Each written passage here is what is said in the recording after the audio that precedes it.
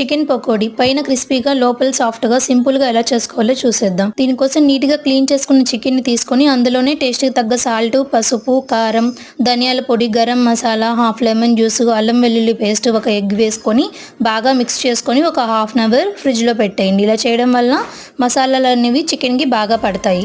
తర్వాత ఇందులో కొద్దిగా శనగపిండిని, కొంచెం బియ్యం పిండిని యాడ్ చేసుకొని వాటర్ ఏం వేయకుండా ఇలా గట్టిగా ఈ కన్సిస్టెన్సీలో కలుపుకొని ఒక హాఫ్ అన్ అవర్ రెస్ట్ ఇవ్వండి.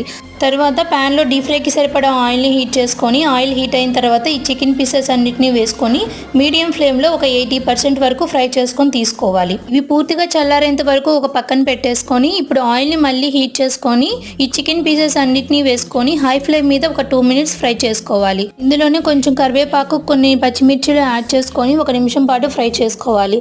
ఇలా డబుల్ ఫ్రై చేయడం వల్ల చికెన్ అనేది పైన క్రిస్పీగా లోపల సాఫ్ట్గా ఉంటుంది.